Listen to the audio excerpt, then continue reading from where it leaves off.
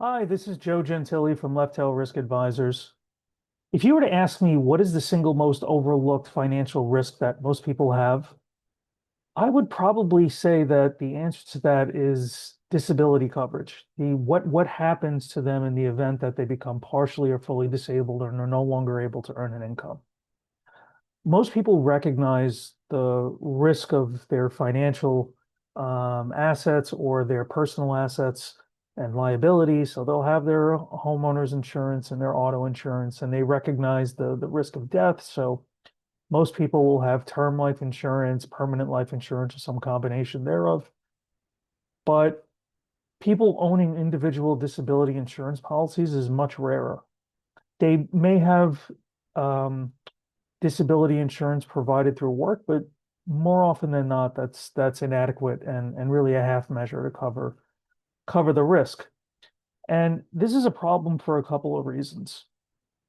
So first, the likelihood of disability, of not being able to continue working in your current job or profession for a period of time to have an income disruption is much greater during your working years than the likelihood of passing away. So it's, I think becoming disabled is not, it's not the low probability or as low a probability as most people assume. It's more common than most people assume. So this is a real risk. It has the ability to derail somebody's financial life in a way that's not fully appreciated. So if you become disabled and you're not earning an income or you're earning a much lower income, that is a problem. But the other part of this problem is that not only are your expenses continuing, but your expenses in all likelihood will probably increase in the event that you're disabled. There's other services, medical services and otherwise, that you will need to compensate for the disability. So you have this um, bad combination of decreased income and increased expenses. And the insurance that's provided for work is not, for most people, going to be adequate to address that. I think another distinction with disability insurance is that with life insurance, primarily you buy life insurance to take care of other people, right? Because the death benefit is going to pay out when you're gone. So the death benefit is not for you. It's for the people that you care about or the charities that you care about, whatever it may be. There's a component of that for disability insurance. If you have dependents and your dependents are dependent on your income, you want to make sure that in the event of your disability, that they're able to maintain the same or a similar lifestyle as much as possible. But even if you have no dependents, disability insurance is for yourself too. And so you can continue to save for retirement while you're not working. So you can continue to have the quality of life that you would want or you've become accustomed to having. So disability insurance is a little distinct from life insurance in that way.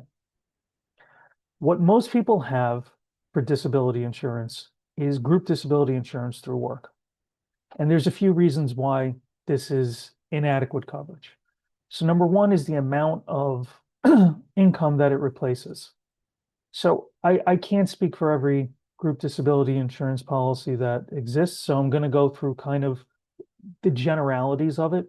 Most of them will only cover a relatively low percentage of your base pay. It's usually 60%. They cover 60% of your base pay, and it usually does not include bonuses or discretionary income or things like that. So if you, especially if you're in a job that's bonus heavy or there's variability to your pay, most of your pay is not going to get covered. Because the benefit is provided by your work, when you get payouts from your disability insurance, your group disability insurance, that's taxable income. So you get a further reduction from that 60% through taxes. The definitions of disability are usually not favorable. So what the most important feature probably of a disability insurance contract is how the insurer defines disability. And the big distinction is between whether you're disabled from your own occupation or the much harder standard to meet, you're disabled from any occupation. Most group life insurance, I'm sorry, group disability insurance policies have the less favorable definition.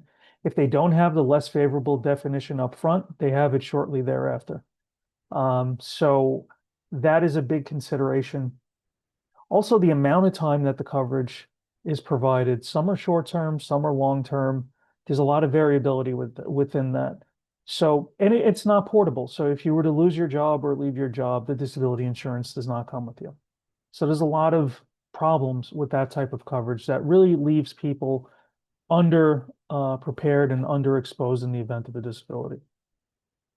Contrast that with individual disability insurance that you buy yourself.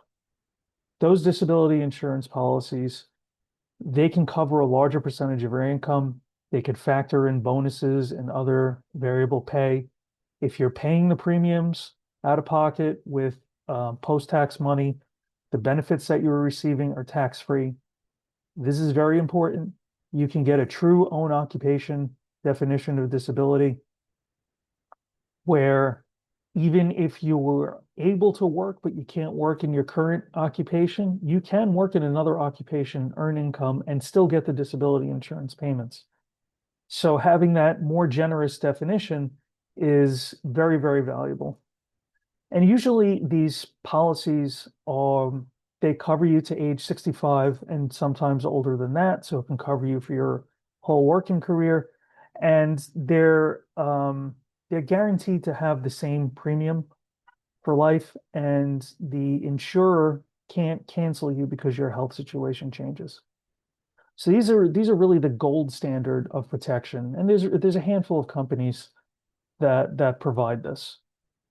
But for some reason, there's some issues within the insurance industry. These insurance policies aren't as promoted and as sold as life insurance and other types of insurance, but I would argue it's just as, if not more important, for some people to have this type of coverage. So I strongly suggest that if you don't have it, you at least look into it, price it, and consider it, especially if you don't have dependents. If you're a working professional without dependents, for most of you, there's not going to be a really good, compelling reason to get life insurance if you don't have dependents. But there is a very compelling reason to cover your income. This is your biggest asset for most people. If you're a working professional, your biggest asset is your ability to earn an income. So kind of doesn't make sense to insure, your car, but not insure your ability to earn an income. As always, if you have any questions, I encourage you to reach out. If you already have disability insurance or some form of coverage and you'd like us to review it just to see where you stand, I'm happy to do so. So, again, if you like this video, like and subscribe for future ones. Thank you. Bye.